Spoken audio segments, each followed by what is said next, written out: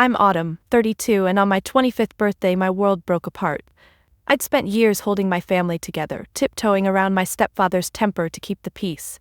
That night, the fragile calm I'd worked so hard to maintain exploded into a nightmare at our small, dimly lit dining room table.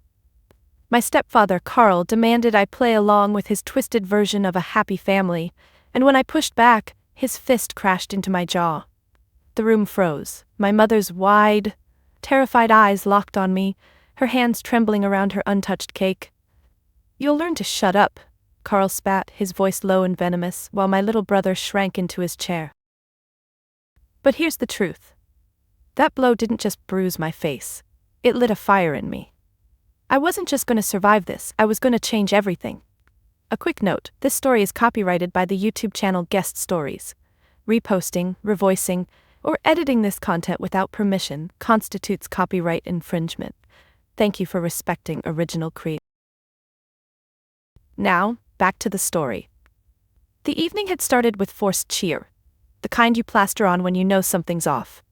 I'd spent the day baking my own cake, chocolate with raspberry filling, my favorite, because Mom was too nervous to help, her hands always fidgeting when Carl was home. She'd been like that for years, ever since Carl moved in when I was 10. He'd seemed charming at first, all smiles and promises, but that mask slipped fast. By 15, I was cleaning up broken plates after his bad days. By 20, I was begging Mom to leave him. She'd just shake her head, her voice barely a whisper. "We'll be fine, Autumn, don't make it worse." That birthday, though, was different. Carl had been drinking since noon, his eyes glassy and mean as we sat down for dinner. My brother Jamie, 12 and skinny as a rail, kept his head down, poking at his mashed potatoes. Mom had made my favorite meal, roast chicken, green beans, the works, but the air was thick with tension. I'd planned to keep things light, maybe talk about my new job as a counselor's aide. Instead, Carl started in on me, his voice dripping with mockery. "Still playing therapist, huh? Think you're better than us?" His words weren't new, but the edge in his tone was sharper, like he'd been waiting to unload. I tried to deflect, forcing a smile. "Just trying to help people, Carl." My voice was steady, but my hands gripped the edge of my chair. Mom's eyes darted between us, her fork frozen midair. Jamie's shoulders hunched tighter, like he could disappear if he tried hard enough. Carl leaned forward, his breath sour with whiskey. "You're nothing special, girl. Never will be." I don't know why I snapped back. Maybe it was the way Mom flinched at his words, or maybe I was just tired of swallowing mine. "At least I'm trying to be something," I said, my voice low but firm. The silence that followed was deafening. Carl's face twisted, his chair scraping back as he stood. I saw his arm move before I felt the pain, a sharp, blinding crack across my face. My head snapped to the side and I tasted blood. Jamie gasped, his fork clattering to the floor. Mom's hands flew to her mouth, but she didn't move, didn't speak. I touched my jaw, the skin already swelling, and looked at her. Her eyes were wet, but she stayed rooted, her body rigid with fear. Carl loomed over me, his knuckles red, his breathing heavy. "You'll learn," he repeated, slower this time, like a promise. I wanted to scream, to throw the table over, to drag Mom and Jamie out the door, but all I could do was stare back, my heart pounding, my mind racing. I didn't cry. Not then. Instead, something shifted inside me like a lock clicking open. I'd spent years begging Mom to see Carl for what he was. A bully. A coward. A man who fed on our fear. That punch wasn't just an attack. It was a line in the sand. I wasn't going to let him cross it again. As I sat there, my face throbbing, I made a silent vow. This was the last time he'd touch me, or any of us. The rest of the night blurred. Carl stormed out, slamming the door so hard the windows rattled. Jamie slipped away to his room, his footsteps quick and quiet. Mom cleaned up the table in silence, her hands shaking as she stacked plates. I wanted to grab her, shake her, beg her to do something, anything, but her eyes wouldn't meet mine. "Go to bed, Autumn," she whispered, her voice barely there. I did, but I didn't sleep. I lay there staring at the ceiling, my jaw aching, my mind turning over every moment that led us here. This wasn't just about me. It was about Mom, about Jamie, about breaking a cycle that had choked us for too long. As I lay in bed that night, the pain in my jaw pulsing like a heartbeat, my thoughts drifted back to the beginning, to the years of silence that had built up like layers of dust, unnoticed until they smothered everything. It started small, the way these things often do. Carl had married Mom when I was 10, after Dad left us high and dry. At first, he was the hero, bringing groceries, fixing the leaky roof, making Mom laugh in a way I hadn't heard since before the divorce. But by my 12th birthday, the cracks showed. I'd come home from school to find Mom in the kitchen, her wrist wrapped in a dish towel, claiming she'd bumped it on the counter. Her eyes avoided mine, and Carl was in the living room watching TV like nothing happened. I didn't question it then. Kids don't always see the signs. But as the months turned into years, the incidents piled up. One night, when I was 13, I woke to shouting. Mom's voice, high and pleading. "Please, Carl, not tonight." His response was a thud, then silence. I crept to my door, cracking it open just enough to see. Mom was on the floor, her hand pressed to her cheek, Carl standing over her with his fists clenched. He didn't see me, but Mom did. Her eyes met mine, wide with fear, and she shook her head slightly. "Don't come out." I froze, my heart hammering, then slipped back to bed, pulling the covers over my head. The next morning she had a bruise covered with makeup, and Carl acted like it was any other day, pouring coffee and humming off-key. I tried to talk to her about it once, maybe a week later. We were alone in the car driving to the grocery store. My hands twisted in my lap as I mustered the courage. "Mom, what happened the other night with Carl?" She gripped the steering wheel tighter, her knuckles white. "Nothing, sweetie, just a disagreement." Her voice was flat, like she'd rehearsed it. I pushed a little. "But I heard, and your cheek." She glanced at me, her eyes pleading. "Autumn, please, don't worry about it. Carl's under stress at work. It'll get better." I wanted to believe her, so I nodded and stared out the window, watching the trees blur by. But it didn't get better. By the time I was 15, the abuse had escalated, woven into our daily lives like a dark thread. Carl's temper flared over little things. A dinner not hot enough, a bill paid late. One evening, after he'd lost his job, he came home reeking of beer. Mom had made spaghetti, but he shoved the plate away, sauce splattering the table. "This tastes like crap," he growled. Mom apologized, her voice small, starting to clean it up. But he grabbed her arm, yanking her back. "You think sorry fixes everything?" His fingers dug in and she winced. I was at the table, homework spread out, and I couldn't stay quiet. "Let her go, Carl." My voice shook, but I stood up. He turned to me, his eyes narrowing. "Stay out of it, kid." But he released her, storming off to the garage. Mom rubbed her arm, avoiding my gaze. "See, it's fine." That night I cornered her in the laundry room. "Mom, we have to do something. Call the police, or leave." She folded a towel slowly, her hands trembling. "It's not that simple, Autumn. We need him. The house, the bills, and Jamie's just a baby." Jamie was 5 then, sleeping soundly in his room. I felt a knot in my stomach. "But he's hurting you." Tears welled in her eyes. "I know, but he'll change, he promised." Her voice cracked and she hugged me tight. "Just give it time." I hugged her back, but doubt gnawed at me. "How much time?" The pleas continued as I got older. At 17, after a particularly bad fight where Carl shattered a vase against the wall, shards flying everywhere, I found Mom picking up the pieces, a cut on her hand bleeding. "Mom, please," I begged, kneeling beside her. "We can go to Aunt Linda's, she'll help." Mom shook her head, dabbing at the blood. "And what about school? Your future? I can't uproot everything." Her excuses stacked up, each one a barrier. I started researching shelters online, printing out numbers, slipping them into her purse. But she'd find them and throw them away, her face pale. "Don't, Autumn, he'll see." When Jamie was born, I'd hoped it would change things. Maybe Carl would soften. But it didn't. If anything, it got worse. Carl's jealousy flared. He accused Mom of babying Jamie too much. One afternoon when Jamie was 7, he spilled milk and Carl exploded, grabbing him by the shirt. Mom stepped in, her body between them. "Carl, he's just a kid." Carl shoved her hard and she stumbled into the counter, gasping. I rushed in from the hallway, pulling Jamie away. "Stop it." Carl pointed at me. "Mind your own business." But he backed off, muttering. Later, with Jamie in bed, I confronted Mom again. "How long are we going to let this go on? Jamie's scared all the time." She sank into a chair, her face in her hands. "I don't know, Autumn. I don't know." Year after year my pleas fell on deaf ears. At 20, home from college for break, I walked in on Carl pinning Mom against the wall, his hand around her throat. Her face was red, eyes bulging. I screamed, grabbing a pan from the stove and swinging it at him. It connected with his shoulder, and he let go, turning on me with fury. "You little bitch." Mom gasped for air, collapsing. I stood my ground, pan raised. "Get out," he laughed, but left the room. That night, I packed a bag for Mom and Jamie. "We're leaving now." But Mom refused, tears streaming. "I can't. Not yet." Her fear was a chain, binding her. These memories flooded me as I lay there on my 25th birthday, my jaw throbbing.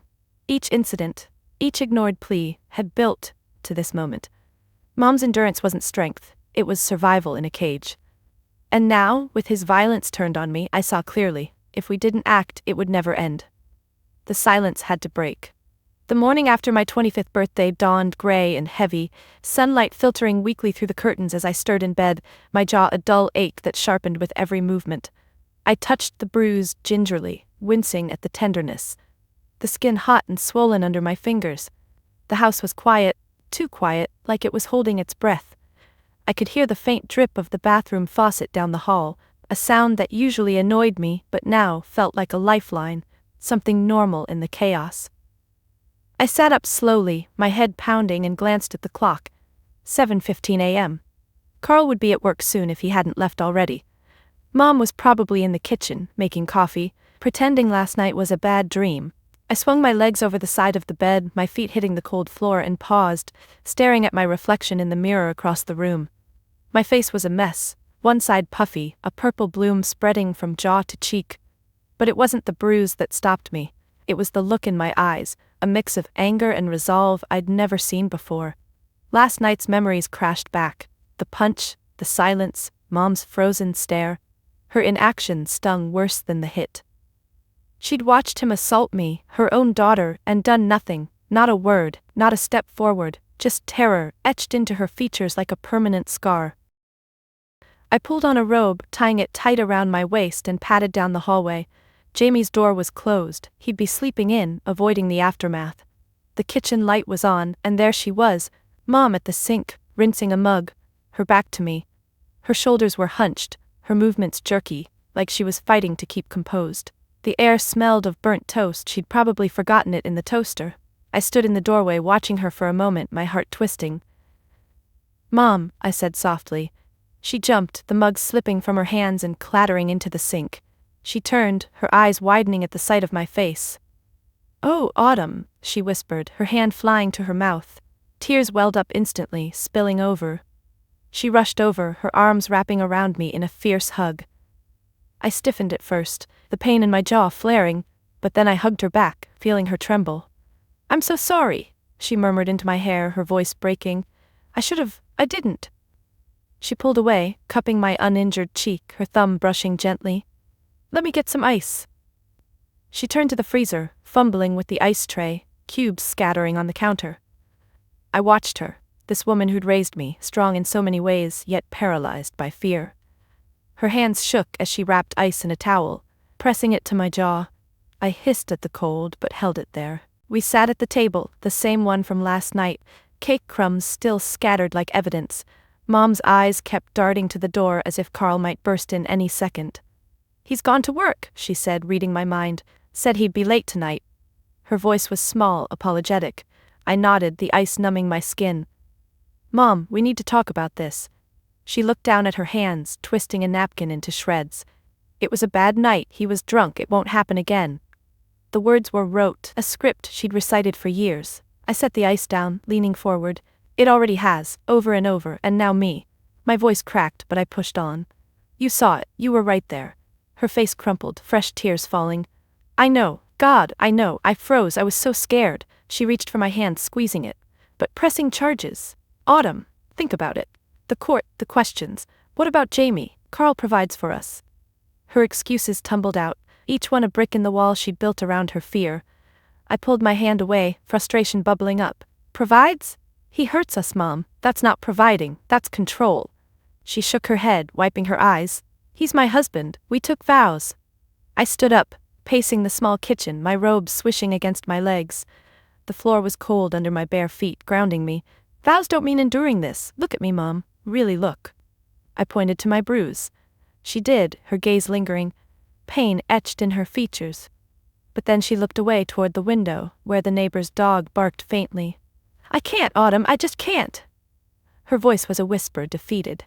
That was the moment, the breaking point. As I watched her shrink into herself, her hands clasped tight in her lap, her eyes avoiding mine, something inside me snapped. Not in anger, but in clarity.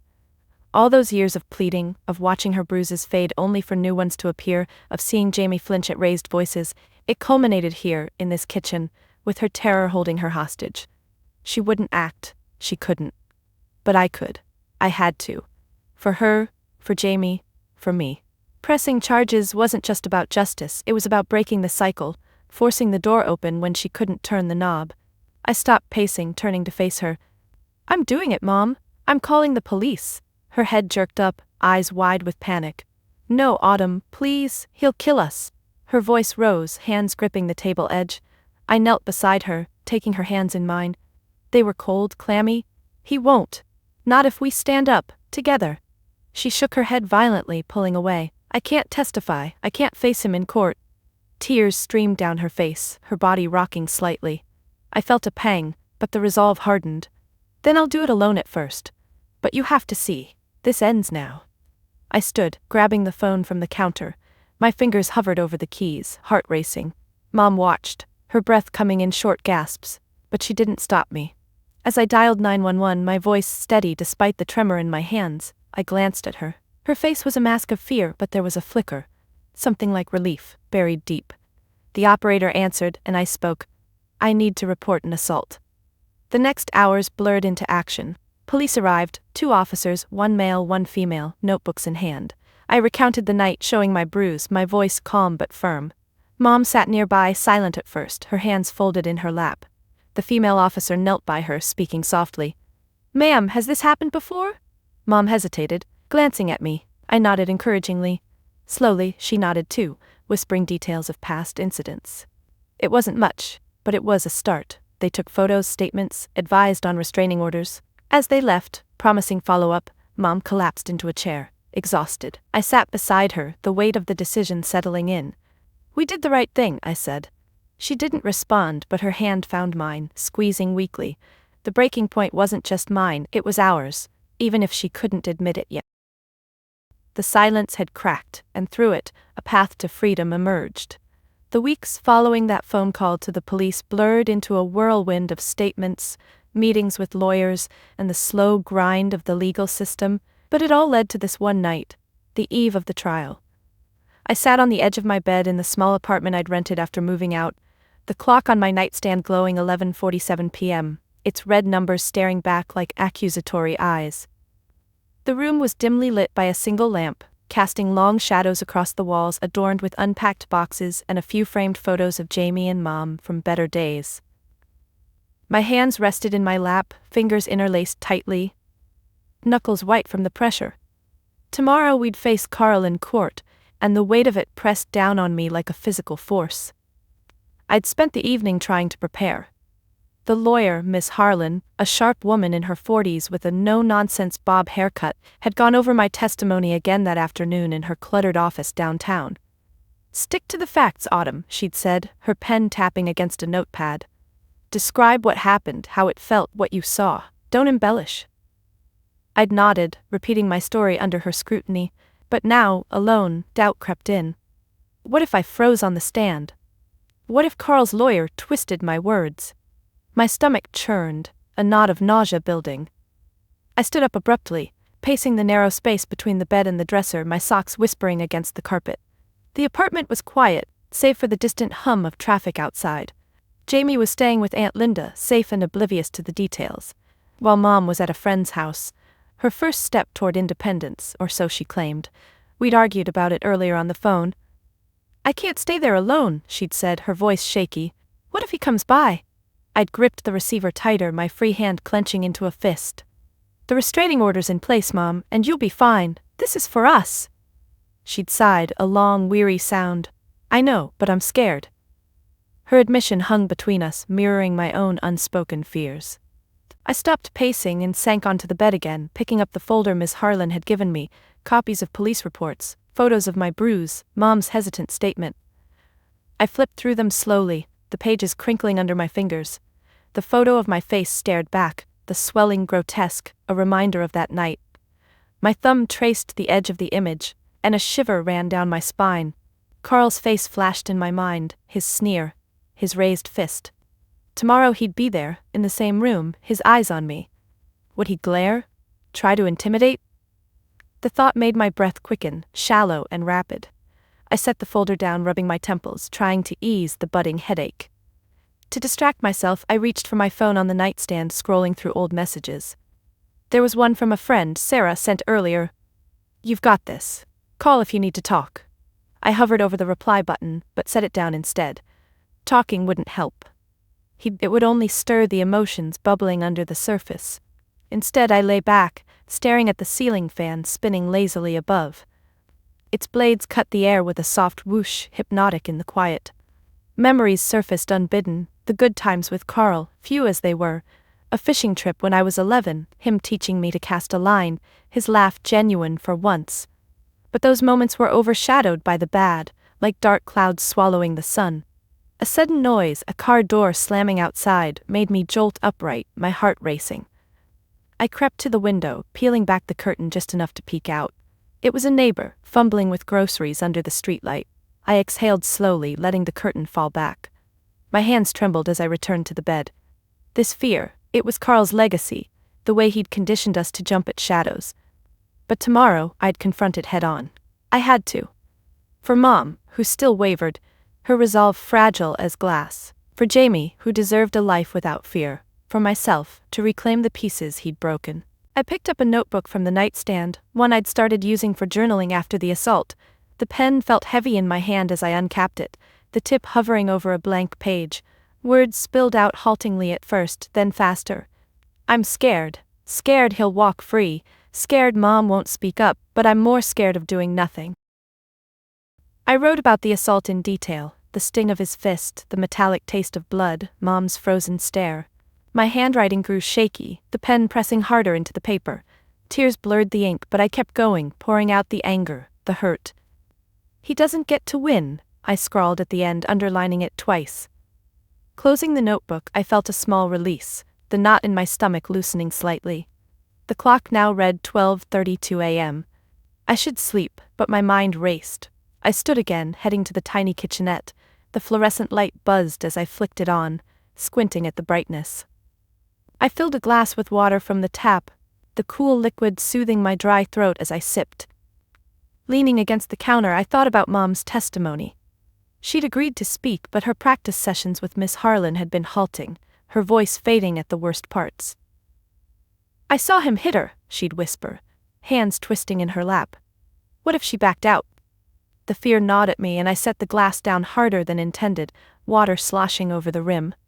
Wiping it up with a paper towel, I forced myself to breathe deeply, in through the nose, out through the mouth, like the breathing exercises I'd learned in counseling training. My chest rose and fell, the rhythm calming, resolve built with each breath. I'd testify clearly, unflinchingly. I'd describe every detail, the way Carl's eyes darkened, his arms swinging, the impact jolting through my body. Mom might falter, but I wouldn't. This was our chance to break free, to show him and ourselves that we weren't victims anymore. Back in bed, I turned off the lamp, plunging the room into darkness. The fan's whoosh filled the silence as I pulled the covers up, my body heavy with exhaustion. Sleep tugged at the edges of my consciousness, but before it claimed me, I whispered into the dark, "Tomorrow, it ends." My voice was steady, a promise to myself.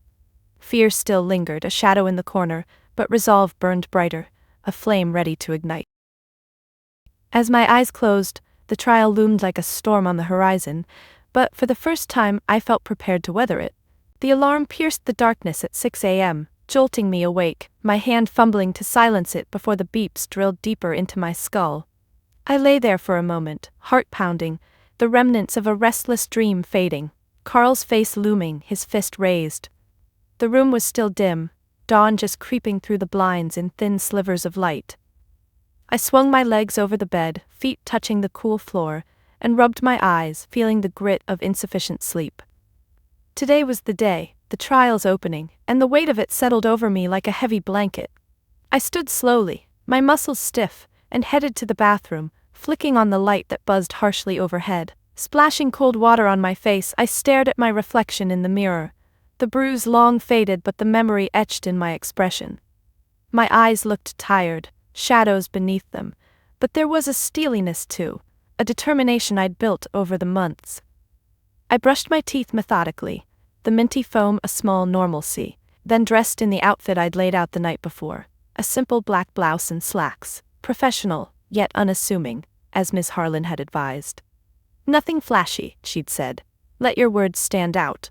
I buttoned the blouse with steady fingers, though my mind raced ahead to the courthouse, imagining the sterile halls, the wooden benches, Carl's presence. Breakfast was a non-event. I forced down a piece of toast, the bread dry in my mouth, washed with coffee that burned my tongue. My phone buzzed, a text from Mom. On my way. See you there.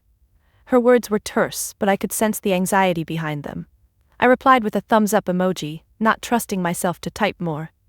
Grabbing my keys and the folder of notes, I stepped out into the crisp morning air, locking the door behind me with a click that echoed in the quiet hallway. The drive to the courthouse was a blur of traffic lights and honking horns, my hands gripping the steering wheel, knuckles pale.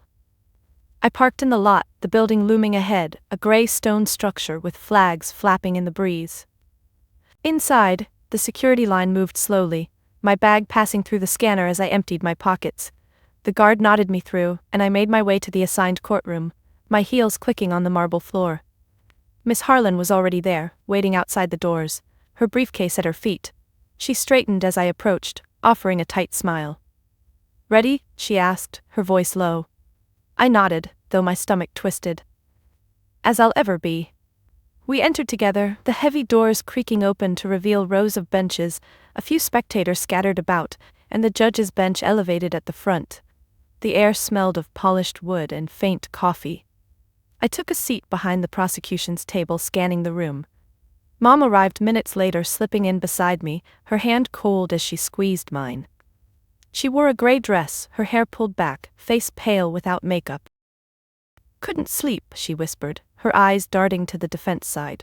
Carl wasn't there yet, but his lawyer, Mr. Gaines, a slick man in a pinstripe suit, was arranging papers, his movements precise. The clock on the wall ticked loudly, each second amplifying the tension. Bailiffs stood at the doors, arms crossed, faces impassive. Then the side door opened and Carl entered, escorted by a guard. He wore a ill-fitting suit, his hair combed back, but the scowl was familiar, his eyes scanning the room until they locked on me. A chill ran down my spine as he glared, his lips curling into a sneer. He didn't look away, even as he sat at the defense table, his gaze boring into me like a drill. I forced myself to hold it, my chin lifting slightly, but inside my heart raced, palms growing slick. Mom tensed beside me, her breath catching.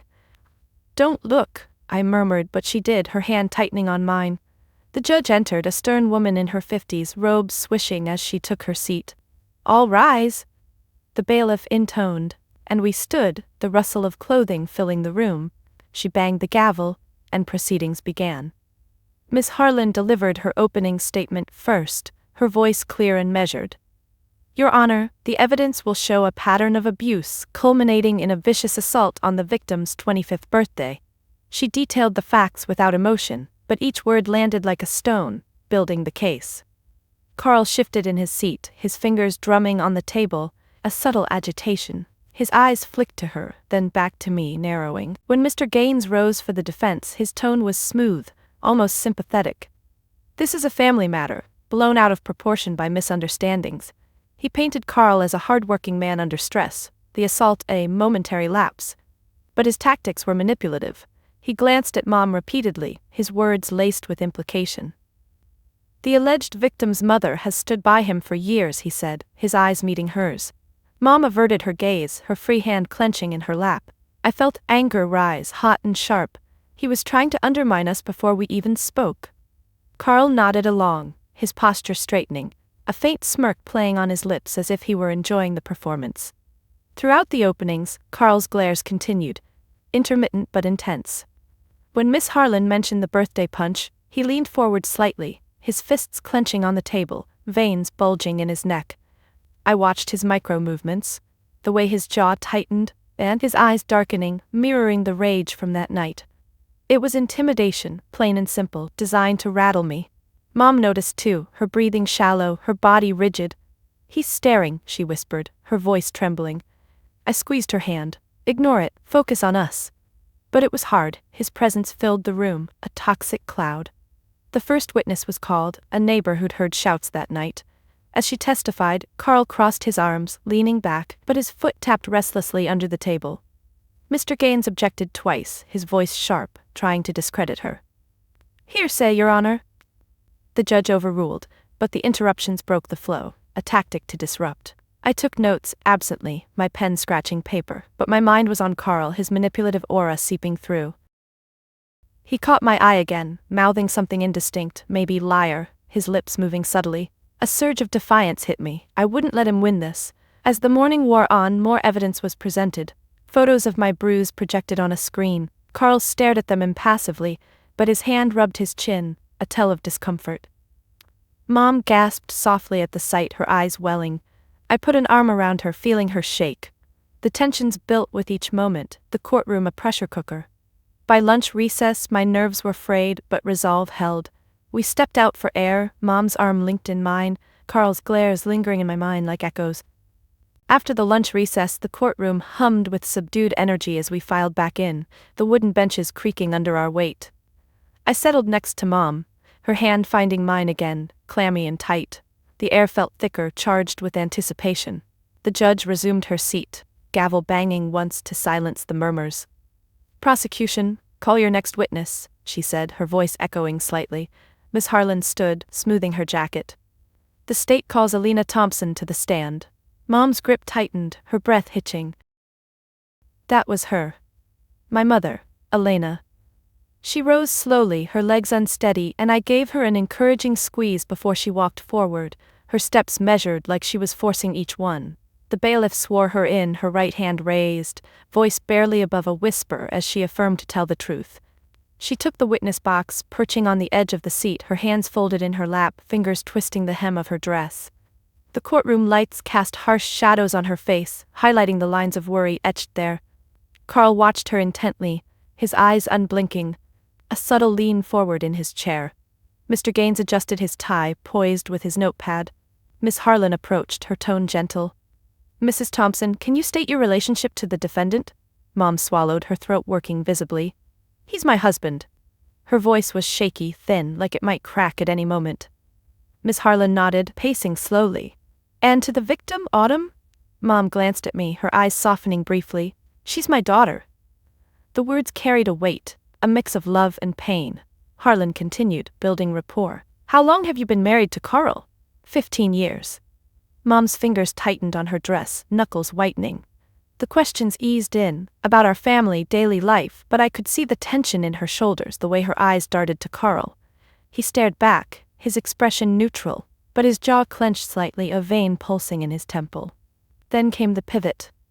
"Mrs. Thompson, were you present on the night of Autumn's 25th birthday?" Mom nodded, then remembered to speak. "Yes," her voice wavered. Harlan prompted, "Can you describe what happened?" Mom hesitated, her gaze dropping to her lap. The room was silent, save for the faint whir of the air conditioning. "We were having dinner, cake after." She paused, licking her lips.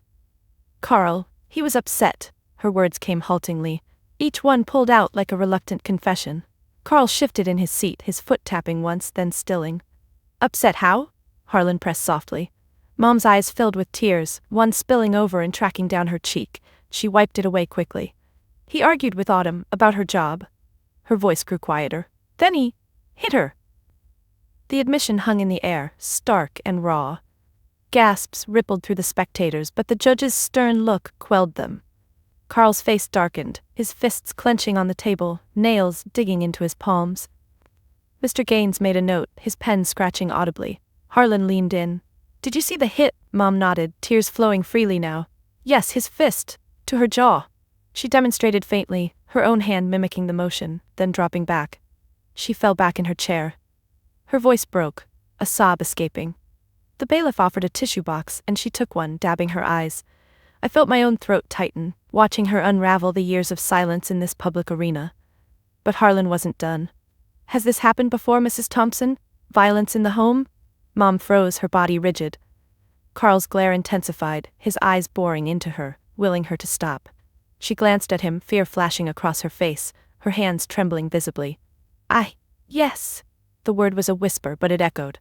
Harlan prompted, "Can you elaborate?" Mom drew a shaky breath, her chest rising and falling rapidly. "Small things at first, arguments, then pushes, slaps." She listed them monotonically, but each word revealed layers of pain. "My wrist once," he twisted it. Her hand rubbed her arm unconsciously as if feeling the ghost pain. The courtroom tension thickened, even the judge leaned forward slightly. Carl's composure cracked. His breathing quickened, shoulders hunching. Mr. Gaines objected, "Leading the witness, Your Honor." But the judge overruled, "Continue." Mom pressed on, her voice gaining a fragile strength. Nights he'd come home angry, from work, drinking. I'd try to calm him, but... She trailed off, then continued. "Bruises, I hid them. For the kids." Her eyes met mine again, apologetic, raw. Tears pricked my own eyes. This was the testimony she'd resisted, the truth she'd buried. Harlan showed photos, old ones from police files, bruises on Mom's arms, neck. "Do these look familiar?" Mom nodded, fresh sobs racking her. "Yes, from different times." She described one incident in detail, a fight over money, Carl shoving her into a wall, her head hitting hard. "I saw stars," she said, her voice quivering. Carl muttered something under his breath, inaudible, but his lawyer shot him a warning look. The momentum shifted palpably. The jury's faces softened toward Mom, hardened toward Carl. Cross-examination came like a storm. Mr. Gaines rose, his smile predatory. "Mrs. Thompson, you never left, did you?" Mom shook her head. "No," he paced. "Never pressed charges before?" "No." His questions jabbed. "Why stay? Why not protect your children?" Mom faltered, her voice shrinking. "I was scared. He said he'd find us." Gaines pressed. "But you love him, don't you?" Mom hesitated, tears streaming. "I did. Once." Carl's face twisted in betrayal, his hands gripping the table edge. But Mom held on, her shaky voice persisting through the barrage. "I stayed for stability, but it was wrong." Gaines tried to discredit, suggesting exaggerations, alcohol influencing memories. "You drank too that night?" "A glass of wine," she admitted, but stood firm. "I saw what I saw." The exchange wore her down, her posture slumping, but she didn't break. When dismissed, she stepped down, legs wobbling, returning to my side. I hugged her fiercely, whispering, "You did it." The testimony had shifted everything. Years of pain laid bare, her vulnerability turning the tide. Carl's manipulative facade cracked, the jury's eyes on him now with suspicion. As the day adjourned, Mom's head rested on my shoulder, exhausted but unburdened, the case's momentum firmly with us. The trial had stretched over days that felt like months, each one chipping away at my nerves. But now it all hinged on this moment. The verdict. The courtroom was packed that afternoon, the air thick with anticipation, a low murmur rippling through the spectators as the jury filed back in after hours of deliberation. I sat rigid on the bench, my hands clasped in my lap, fingers digging into my palms to steady the tremor. Mom was beside me, her body tense, her breathing shallow and quick, like she was holding back a sob. Miss Harlan sat at the prosecution table, her posture straight but her foot tapping faintly under the table, a rare sign of anxiety.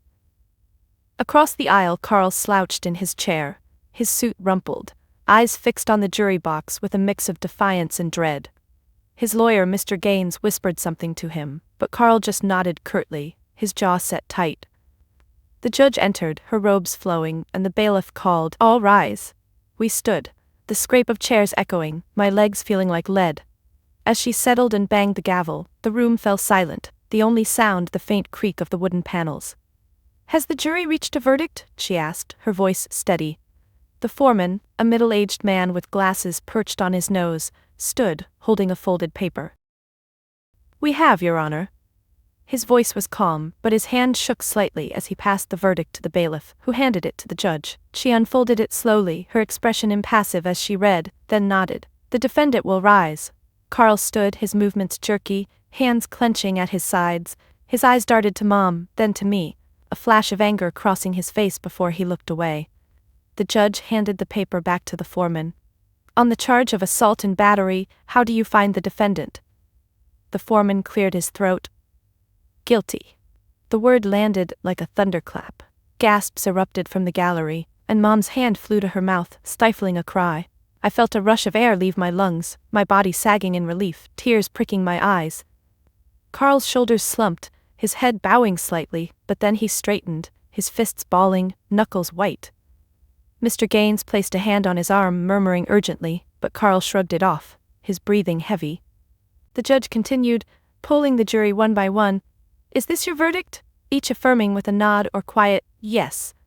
Their faces were solemn, some avoiding Carl's gaze, others meeting it steadily. As the last juror spoke, the reality sank in. Guilty. After years of his control, the court had seen through it. Miss Harlan turned slightly, giving me a small, triumphant nod, her eyes shining. Mom leaned into me, her body trembling, tears streaming down her face. "It's over," she whispered, her voice breaking. I wrapped an arm around her, feeling her shake, my own tears falling now, hot on my cheeks. But Carl wasn't done. As the judge scheduled sentencing and adjourned, he turned fully toward us, his eyes locking on Mom's. "Elena," he said, loud enough for us to hear, his voice laced with venom. "You did this." The bailiff stepped forward, hand on his holster, warning him to sit. Carl ignored it at first, his finger pointing accusingly. "After everything I did for you." His words were a growl, face reddening. Mom flinched, burying her face in my shoulder, her hands clutching my sleeve. I glared back at him, my voice low but firm. "No, Carl, you did this to yourself." He opened his mouth to retort, but the bailiff grabbed his arm, pulling him toward the side door. "Let's go," the officer said gruffly. Carl resisted briefly, his body tensing but then deflated, allowing himself to be led away, his footsteps heavy on the floor. The courtroom erupted into chatter as people stood, gathering belongings. Miss Harlan approached us, her briefcase in hand. "This is a win," she said, her tone professional but warm. "Sentencing will be tough, prior incidents will factor in." Mom nodded weakly, wiping her eyes with a tissue I handed her. "Thank you," she murmured. Harlan squeezed her shoulder. "You were brave on the stand, that made the difference." As she walked away to speak with the judge, I helped Mom to her feet, her legs unsteady. We moved toward the exit, the crowd parting slightly, a few sympathetic glances our way. Outside in the hallway, the fluorescent lights buzzed overhead, the air cooler, less stifling. Mom leaned against the wall, her hand on her chest, breathing deeply. "Guilty," she repeated as if testing the word. "He's really guilty." Her eyes met mine, a mix of relief and sorrow. I nodded, pulling her into a hug. "We did it, Mom. We're free." She hugged back fiercely, her grip strong for the first time in years. But, as we pulled apart, her face clouded. "What now? The house, the bills?" Practical fears surfacing amid the victory. I touched her arm. "We'll figure it out, together." We walked to the parking lot, the sun dipping low, casting long shadows. My car was parked under a tree, leaves rustling in the breeze. As I unlocked it, my phone buzzed, a text from Aunt Linda. "How did it go?" I typed back quickly, "Guilty. Call later." Mom slid into the passenger seat, buckling her belt with deliberate movements. "I feel lighter," she said, staring out the window. "Like a weight's gone." I started the engine, the hum filling the silence. Me too. But inside, emotions swirled, joy, exhaustion, a lingering shadow of his influence. Driving home, traffic light, I glanced at her. Her profile was relaxed, lines softened. The verdict had freed us, not just legally but emotionally. No more tiptoeing, no more fear of his return. As we pulled into her driveway, the house now ours, his belongings to be removed, I felt the shadow lift further. We stepped inside, the familiar scents welcoming untainted. Mom kicked off her shoes, sinking onto the couch with a sigh. "Tea?" I asked. She nodded, smiling faintly. As I boiled water, the kettle whistling, I realized this was the start. Free from his shadow, ready to rebuild. The weeks after the verdict blurred into a haze of paperwork and adjustments, but the real confrontation came unexpectedly about a month later when Carl requested a meeting through his lawyer, something about final words before sentencing. Miss Harlan advised against it, her voice firm over the phone. "It's a ploy, Autumn, don't give him the satisfaction." But Mom wavered, her fingers twisting the phone cord as we discussed it in the kitchen. "Maybe closure," she said softly, her eyes distant. I shook my head, but deep down I knew facing him one last time might sever the lingering ties. After days of back and forth, we agreed, supervised at the jail's visitation room. As I drove us there that gray afternoon, rain pattering on the windshield, my hands gripped the steering wheel, knuckles pale. Mom sat silent beside me, her purse clutched in her lap like a shield. The jail loomed ahead, a squat building of concrete and barbed wire, the parking lot slick with puddles. We parked and hurried inside, umbrellas forgotten in the car, rain soaking our coats. Security was thorough. Metal detectors beeping, guards patting us down with gloved hands. My heart pounded as we were led to the visitation area, a sterile room divided by plexiglass barriers, phones on each side. We sat on hard plastic chairs, the air smelling of disinfectant and despair. Mom's leg bounced nervously, her shoe tapping the linoleum floor. I placed a hand on her knee. "We can leave any time," I whispered. She nodded, but her eyes were fixed on the door opposite us. It opened with a buzz, and Carl shuffled in, orange jumpsuit baggy on his frame, wrists cuffed. A guard guided him to the seat across from us, his movements slow, almost defeated. But as he sat, picking up the phone, his eyes met mine through the glass, cold, calculating, the same glare from the courtroom. He pressed the receiver to his ear, and I did the same. Mom hesitating before grabbing hers. The line crackled to life. "Elena," he started, his voice gravely ignoring me at first. "You look good." Mom's hand trembled on the phone. "Carl," she replied flatly. He leaned forward, elbows on the counter, his free hand rubbing his stubbled chin. "This is all a mistake. You know that." His tone was pleading, but laced with manipulation, the way he'd always twisted words to make her doubt. "I never meant to hurt anyone. Stress, the job, it got to me." Mom's eyes welled, but she didn't respond, her lips pressed thin. He shifted tactics, glancing at me. "Autumn, you pushed this, ruined everything." His words were sharp, accusatory. I felt anger flare, hot in my chest, but I kept my voice steady. "No, Carl, your actions did." He chuckled, a low, bitter sound. "Always the smart one? Think you're a hero now?" He leaned closer to the glass, his breath fogging it slightly. "But let's be real, without me, you'd have nothing. I paid the bills, put food on the table." His fingers tapped the counter rhythmically, a subtle intimidation. Mom flinched at the sound, old habits dying hard. "I built that family," he continued, his eyes on her. "And you betrayed me. For what? A few bruises?" The minimization hit like a slap, and Mom's face paled, her hand tightening on the phone. I saw red but held back, watching his micro-movements, the way his eyes darted between us, searching for weakness. This was his final attempt at control, reeling us back with guilt and dependency. "You're wrong," I said calmly, my gaze locked on his. "We survived despite you. The fear, the violence, that's your legacy." He snarled, his face twisting. "You ungrateful bitch, I should've." The guard behind him stirred, hand on his belt. Carl caught himself, exhaling slowly. "Elena, tell her, we can fix this, drop the charges, say it was a misunderstanding." His voice turned wheedling, desperate. Mom shook her head slowly, tears tracking down her cheeks. "No, Carl, it's over." Her words were soft but firm, a breakthrough. He slammed his palm on the counter, the bang echoing through the phone. "You need me," he shouted, spittle flecking the glass. The guard stepped forward, grabbing his shoulder. "Time's up." But Carl resisted, pressing against the barrier.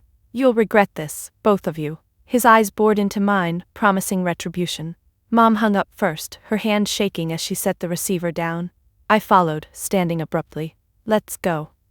As we walked out, the guard hauling a struggling Carl away, his curses muffled through the door, I felt a surge of strength.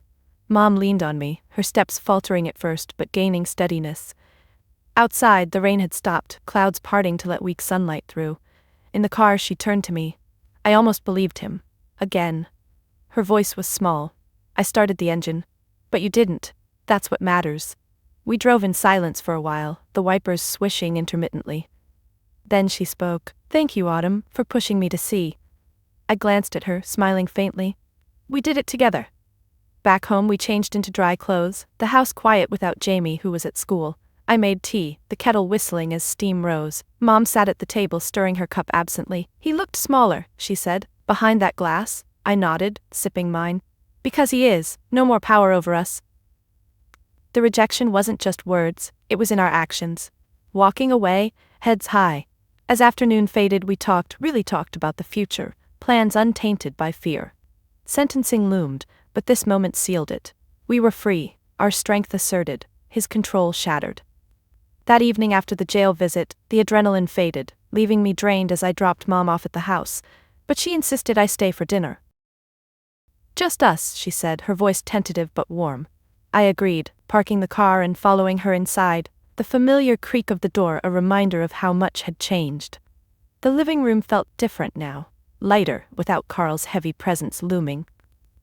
Mom kicked off her shoes by the entryway, her stockings whispering against the hardwood as she padded to the kitchen. I hung my coat on the rack, noticing how the hooks were less cluttered, his jacket gone for good. Jamie was at a friend's for the night, giving us space. Mom busied herself at the counter, pulling out ingredients for pasta, tomatoes, garlic, basil from the windowsill pot. Her movements were deliberate, hands steady for the first time in ages. I leaned against the doorway, watching her chop an onion, the knife tapping rhythmically on the cutting board. Tears welled in her eyes from the fumes, but she wiped them with her sleeve, smiling faintly. "Always gets me," she murmured. I stepped in, grabbing a dish towel to help. "Let me." But she shook her head. "No, sit, I want to do this." Her tone was firm, a spark of independence. I pulled out a stool at the island, the wood cool under my palms. As she sautéed the garlic, the aroma filling the air, sharp and comforting, I felt the quiet settle between us, not awkward but expectant. The pan sizzled, oil popping softly. Mom glanced over her shoulder. "Today, at the jail, I didn't expect to feel so final."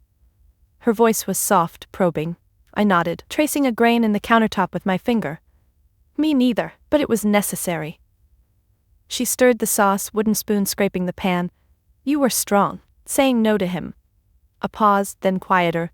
"I wish I'd been like that sooner." The honesty in her words hit me, a raw admission. I stood, moving closer, leaning on the counter beside her. "Mom, you did what you could, survival mode." She set the spoon down, turning to face me, her eyes searching mine. Hands still damp from rinsing veggies, she dried them on a towel, twisting it slightly. "But I let it go on too long. Hurt you and Jamie." Tears glistened again, not from onions this time. I reached out, taking her hand, cold but gripping back. "We're here now, that's what counts." She nodded, but pulled away gently to add pasta to the boiling water, steam rising in curls. The pot bubbled, a gentle roar. "I've been thinking," she said over the noise, "about therapy, like you do." Her back was to me, shoulders tense. I felt a warmth spread, pride maybe. "That's great, Mom, I can help find someone." She turned, smiling through unshed tears. "Or maybe you." "No, that's not right." I laughed softly. "Conflict of interest, but I'll be there."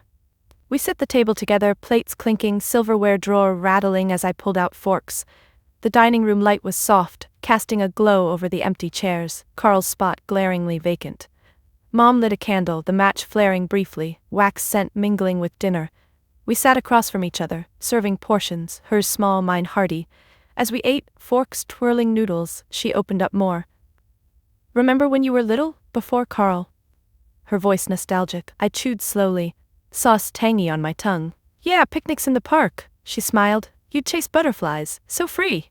A sigh. "I lost that." The conversation flowed, halting at first, then easing. She confessed fears, being alone, finances, the house payment. Her hand paused mid-bite. I set my fork down. "We'll manage, I can help." And Aunt Linda offered. Mom's eyes widened. "She did?" I nodded. "Called yesterday, wants to visit." Mom's face softened. "Family, real family." We talked about Jamie, how he'd thrive now, maybe join soccer. Her laugh came, light, when I mimicked his goal celebration. But deeper truths emerged. "I was scared to leave," she admitted, pushing food around her plate. "Thought no one would believe me." I leaned forward. "I did. Always." She met my gaze, holding it. "You saved us, Autumn." Tears fell then, hers and mine. I stood, rounding the table to hug her, her head against my stomach. She clung, sobs muffled. "I'm sorry," she whispered. I stroked her hair. "Forgiven, long ago." Pulling back, she wiped her face. "Let's clean up." We cleared dishes, water running in the sink, suds bubbling. Shoulder to shoulder, washing and drying, her rinsing, me toweling. "I've joined a support group," she said suddenly, handing me a plate. Water dripped from it. "Online, other women." I dried carefully. "That's brave," she shrugged. "Inspired by you." The moment built trust, brick by brick. As night fell, windows darkening, we moved to the couch with tea, chamomile, steaming mugs warming our hands. She curled up, blanket over knees. "Tell me about your work." I shared stories, anonymized of course, of clients finding strength. Her eyes lit up. "You're helping so many." I sipped tea, herbal notes soothing. "Like we're helping each other." The evening wound down, clock ticking softly. "Stay the night?" she asked. I agreed, guest room bed familiar. As I lay there later, covers pulled up, I reflected on the quiet honesty, rebuilding not just trust but alliance. Mom had allies now, me, Linda, the group, and I had her, truly. Sleep came easy, the house peaceful. The next morning sunlight streamed through the guest room curtains, pulling me from a deep dreamless sleep, the kind I hadn't had in years. I stretched, feeling the sheets twist around me, and listened to the house waking up. Birds chirping outside, the distant clatter of pots in the kitchen. Mom was up early, as always. I swung my legs over the bed, toes curling against the cool floor, and padded to the bathroom. Splashing water on my face, I caught my reflection, eyes clearer, less shadowed. Last night's conversation lingered, a foundation we could build on, but I knew healing wasn't linear. Boundaries would be key for both of us. Downstairs, the smell of coffee brewing greeted me. Mom was at the stove, scrambling eggs, her back to me as she hummed a faint tune, something from her old records. Jamie's backpack sat by the door, he'd be home soon from his sleepover. Morning, I said, pouring myself a mug. She turned, spatula in hand, smiling. Slept well? Her voice was light, but her eyes searched mine, gauging. I nodded, sitting at the table. Yeah, you? She plated the eggs, adding toast, and joined me. Better than expected. We ate in comfortable silence at first, forks scraping plates, butter knife spreading jam. But as she sipped her coffee, steam rising, she broached it. About last night, I meant what I said, the support group. Her fingers traced the mug's rim, a nervous habit. I set my fork down. That's good. When's the first meeting? Tomorrow evening, online. She hesitated, then added, will you check in after? Just to talk. Her request was simple, but I felt the pull, the old dynamic where I'd been the anchor. I took a breath, choosing my words. Mom, I want to support you, but I need to set some ground rules. Her eyebrows furrowed slightly, hand pausing on the mug. Rules? Not defensive, but curious. I leaned forward, elbows on the table. Boundaries, for my mental health and yours. She nodded slowly, setting her coffee down. Okay, like what? The kitchen light caught her face, highlighting the faint lines around her eyes. Years of worry. I started gently. First, no more late-night calls unless it's an emergency. I've been jumping at every ring, expecting the worst. She winced, remembering the post-trial nights when she'd called at 2 a.m., panicked over shadows. I didn't realize. Her voice trailed off. I reached across, touching her hand. It's okay, but I need sleep to function at work, for myself. She squeezed my fingers back, then released. Fair, what else? I continued, voice steady. When we talk about Carl or the past, we set a time limit. 30 minutes, then shift to something positive. Her eyes widened a bit. Why? Because ruminating drains us. I've seen it in clients, endless loops, we need to move forward. She chewed her lip, thinking, then nodded. Makes sense, I've been stuck in those loops. The admission was quiet, her gaze dropping to her plate. I felt a pang, but pushed on. And therapy for you, stick with it. If you miss a session, tell me why, but don't expect me to fix it. Mom sat back, crossing her arms loosely, not closed off but processing. The clock on the wall ticked, marking seconds. You're right, I've leaned on you too much. Her voice held regret but also resolve. What about Jamie? He needs stability. I nodded. We co-parent him without drama. Schedules in writing, no last-minute changes unless necessary. She uncrossed her arms, picking up her toast. Agreed, he's been through enough. We discussed logistics, shared calendar apps, her job search. She'd applied for a receptionist position, fingers hovering over the submit button for days. I did it yesterday, she confessed, a small smile. Felt scary but good. As we cleared the table, plates stacking in the sink, water running warm over my hands as I washed, she dried beside me. These boundaries, they're for me too? I handed her a wet plate. Yes, to build your independence, like the group. Rely on them sometimes, not just me. She wiped the plate slowly, cloth circling. I get it, I've been dependent, on Carl, then you. Her shoulders straightened. Time to stand on my own. The moment felt pivotal, suds bubbling down the drain. We moved to the living room, coffee refills in hand. She sat on the couch, tucking her legs under her, while I took the armchair. One more, I said. Holidays, we plan them early, and if it's too much, we skip. Last Christmas had been tense, echoes of old fights. She sipped her coffee. Like separate ones if needed? Yeah, protect our peace. She set her mug on the coaster, hands folding in her lap. I like that, peace. We brainstormed. Thanksgiving at Aunt Linda's, maybe. Her face lit up. She called, wants to help with resumes. The conversation deepened, her opening about fears. What if I fail at the job living alone? Her voice trembled slightly. I leaned in. You won't, but if you stumble it's okay. Boundaries mean I support without carrying. She nodded, tears glistening but not falling. You've grown so much. Pride in her tone, I felt it too, a shift from rescuer to equal. Jamie burst in then, door slamming, backpack dropping. I'm home. His energy filled the room, hugging Mom first, then me. What did I miss? Mom ruffled his hair. Just talking. He grabbed a cookie from the jar, crumbs falling. As he chattered about his night, we exchanged glances. Boundaries in action, protecting this normalcy. Later, driving home, windows down, breeze ruffling my hair, I reflected. Setting these rules wasn't rejection, it was preservation. For my therapy practice, where I needed energy for clients. For Mom's growth, fragile but sprouting. My phone buzzed, a text from her. Thanks for breakfast and the talk, love you. I smiled, typing back. The fortress wasn't walls against her, but guards for our healing. The drive home from Mom's that morning felt like crossing a threshold, the road unwinding ahead as my mind shifted from family boundaries to the day waiting at the clinic. I'd taken the afternoon off yesterday for the jail visit, but today was packed. Back-to-back sessions with clients whose stories echoed mine in ways that still caught me off guard. As I merged onto the highway, cars blurring past, I sipped lukewarm coffee from my travel mug, the bitter taste grounding me. My phone buzzed in the cup holder, a reminder for my first appointment. Lisa, a new client, in her mid-20s, referred by a shelter. Her intake form mentioned domestic violence, a controlling partner, echoes of fear. I felt a familiar pull, that mix of empathy and resolve that had drawn me to this work. Arriving at the office, a modest brick building downtown with potted plants flanking the door, I parked and grabbed my bag, the strap digging into my shoulder. The receptionist, Maria, waved as I entered, the lobby smelling of lavender from the diffuser. Busy day, she said, handing me files. I nodded, heading to my room, soft lighting, 2 armchairs facing each other, tissues on the side table. I settled in, flipping through Lisa's notes, my pen tapping the page absently. The clock ticked to 10 a.m., and a soft knock came. Come in, I called. Lisa entered, slim with dark hair pulled back, her eyes downcast, hands clutching a worn purse like a lifeline. She wore jeans and a hoodie, sleeves tugged over her wrists, hiding bruises maybe.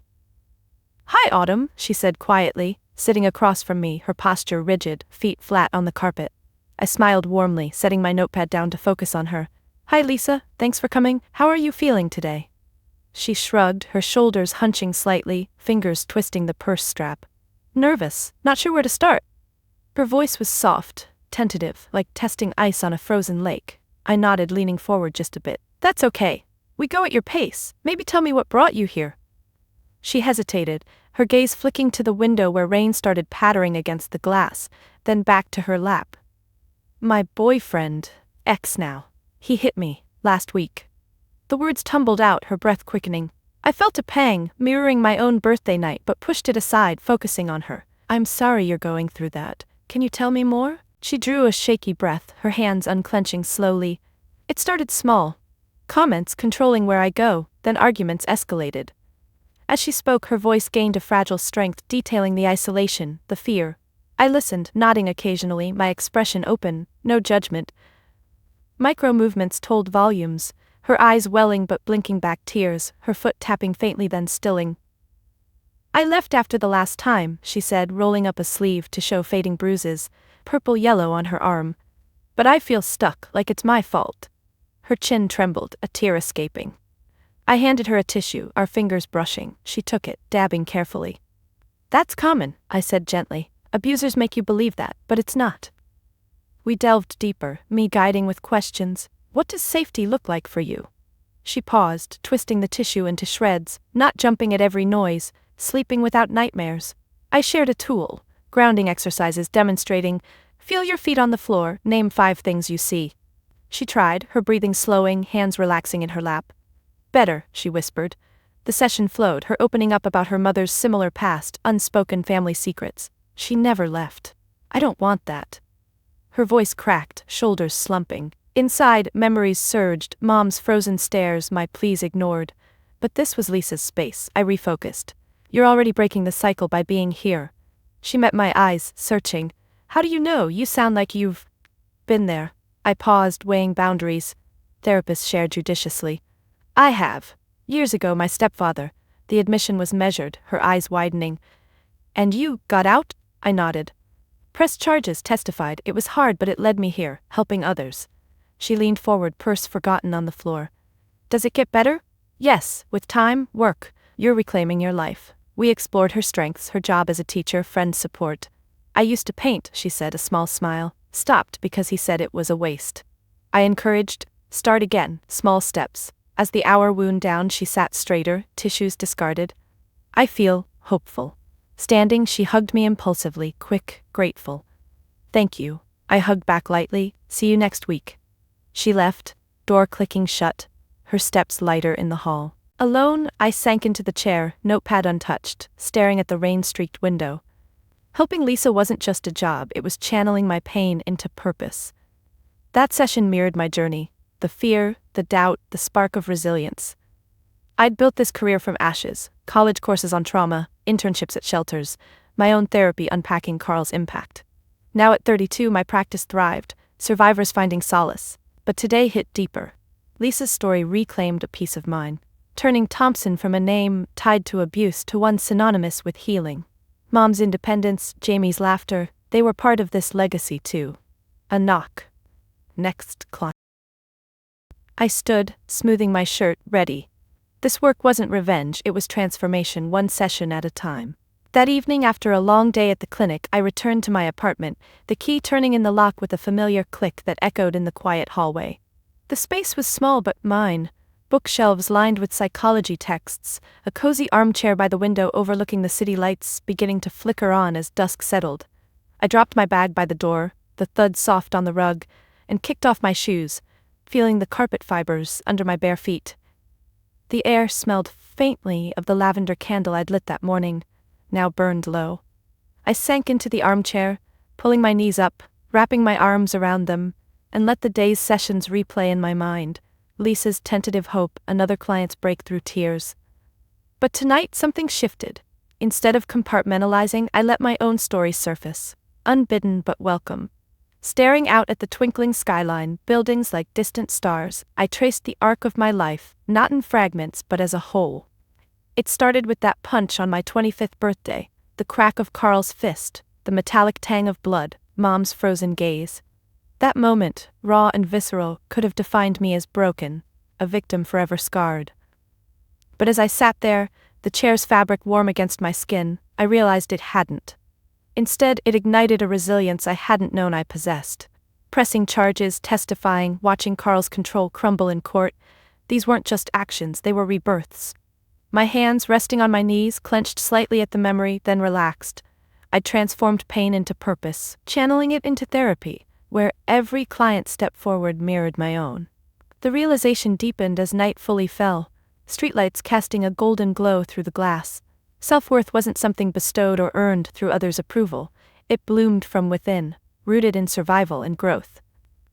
For years, I'd sought validation, in Mom's eventual strength, in Jamie's unburdened laughter, in clients' gratitude.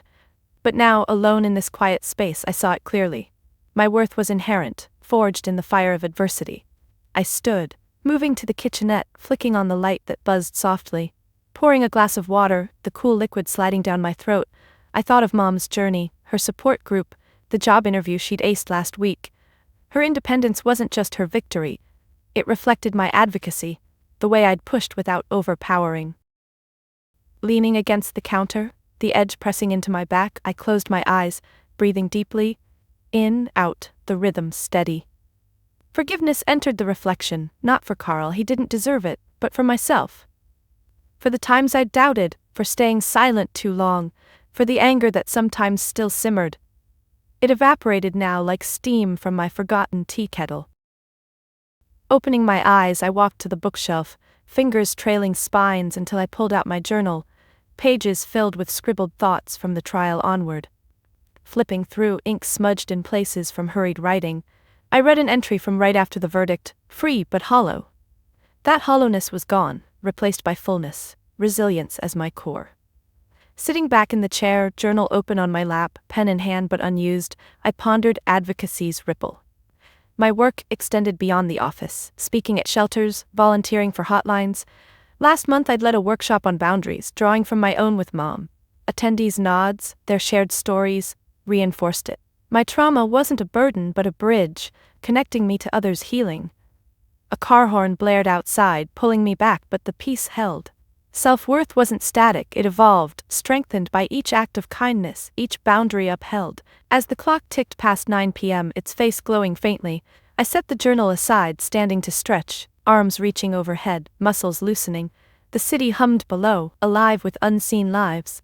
I thought of Jamie, now thriving in school, his drawings pinned on Mom's fridge, bright colors, no shadows. Mom's text from earlier, group was good, miss you. Simple but profound, our bond healthier, balanced. This journey, from abuse's grip to advocacy's embrace, taught me peace wasn't absence of pain but harmony with it. I turned off the lamp, room plunging into soft darkness, and headed to bed, sheets cool as I slipped in. Lying there, covers pulled to my chin, staring at the ceiling where city lights danced faintly, the realization crystallized. I was whole, not despite the scars but because of them. Resilience wasn't just enduring, it was thriving, advocating, inspiring. Tears came then, quiet and cleansing, wetting my pillow. Not sorrow, but release. Wiping them away, I whispered into the dark, "You've got this." Sleep tugged, gentle and inviting. Tomorrow, more clients, more growth. But tonight, in this internal sanctuary, I found true peace, self-validation, hard-won and unbreakable. And that's my story, friends. From the depths of fear and pain to standing tall in my own light. It's not always easy. Some days the memories creep back, but now I have tools, support, and that inner strength to push through. I share this not for pity, but to say, if you're in a similar spot, know you're not alone. Reach out, seek help, and believe in your resilience. It can change everything. So what do you think? Did I forgive too soon, or was it just right for healing? Drop a comment below with your thoughts, or share your own story if you're comfortable. Let's build a community of support here. And if this resonated, hit that like button, subscribe for more real-life tales of triumph, and turn on notifications so you don't miss the next one. Remember, your voice matters, and your journey is powerful. Take that first step today. You've got this. Thanks for listening.